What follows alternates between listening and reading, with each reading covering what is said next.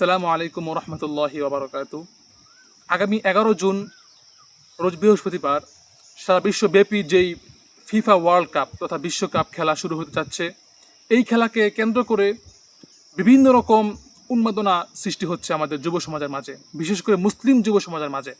একজন মুসলমানের পক্ষ থেকে মুসলমানের কাছে কখনো এটা আশা করা হয় নাই যে সে ইহুদি, মুশরিক এবং খ্রিস্টানদের কৃষ্টি কালচারকে সে গ্রহণ করবে। খেলা শরীর চর্চার জন্য, ব্যায়ামের জন্য আমরা করে থাকি। শরীয়ত এটাকে অনুমোদন দেয় কখন? যখন এটা শরীয়তের গণ্ডির ভিতরে থাকবে। কিন্তু যদি আমরা এখন লক্ষ্য করি তাহলে দেখতে পাই এই খেলাটা শরীয়তের গণ্ডি পেরিয়ে এখন জুয়া, তারপরে এটাকে সময় নষ্ট করা সহ বিভিন্ন রকম অতিরিক্ত এবং ভ্রষ্টপূর্ণ কাজের মধ্যে এটা নিহিত হয়ে গিয়েছে। এই জন্য বর্তমান ইসলাম বলে যে এই ফিফা ওয়ার্ল্ড কাপ তথা বিশ্বকাপের এই খেলাটা মুসলমান সমাজের জন্য, মুসলিম যুবকদের জন্য দেখা জায়েজ নয়। শুধু মুসলিম সমাজ নয়, শুধু মুসলমান যুবক নয়, বরং মুসলমান এবং যারা নাকি ইমানদার সকলের জন্যই এই খেলাটা দেখা নাজায়েজ এবং হারাম।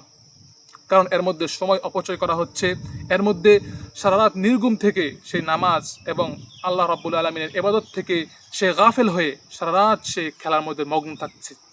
যেখানে তার নামাজ পড়ার কথা ছিল, তাহাজ্জুদের নামাজ পড়ার কথা ছিল, সেখানে আমাদের মুসলিম যুবক ভাইয়েরা তারা এই নাজায়েজ এবং হারাম খেলার মধ্যে নিহিত হয়েছে।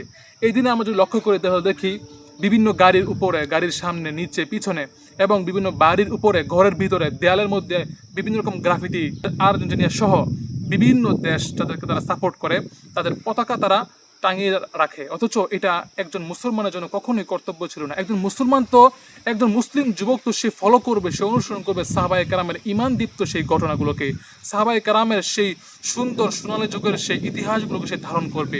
মুসলমান যুবক কখনো ইহুদি, খ্রিস্টান, যারা নাকি ফিলিস্তিন এর মধ্যে যে সমস্ত আমাদের ভাই বোনরা আজকে সেখানে তারা নির্যাতিত এবং নিপীড়িত এবং মাজলুম, এই নিপীড়িত এবং মাজলুম ভাই বোনদের পক্ষ নেওয়ার কথা ছিল।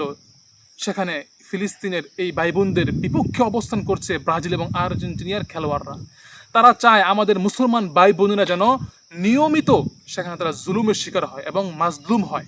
কিন্তু আজকে আমরা আমাদের মুসলমান ভাই বোনেরা, যুবক সমাজ তো ব্রাজিল এবং আর্জেন্টিনাকে সাপোর্ট করতেছে, যারা নাকি ফিলিস্তিনের বিপক্ষে অবস্থান করছে। এটা আমাদের একজন মুসলমান হিসাবে, মুসলমান যুবক সমাজ হিসাবে এটাকে পরিহার করা, এটাকে পরিত্যাগ করা আমাদের জন্য ইমানি কর্তব্য। এজন্য আসুন আগামী 11 জুন রোজ বৃহস্পতিবার থেকে যেই বিশ্বব্যাপী world cup, FIFA world cup তথা বিশ্বকাপের যেই ফুটবল খেলা, এই অনুষ্ঠিত ফিফা ওয়ার্ল্ড কাপ আমরা কেউ দেখবো না, এটাকে আমরা পরিহার করব, পরিত্যাগ করব।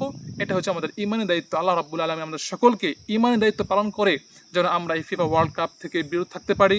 আমার সকল তৌফিক দান। আসসালামু আলাইকুম ওয়া রাহমাতুল্লাহ।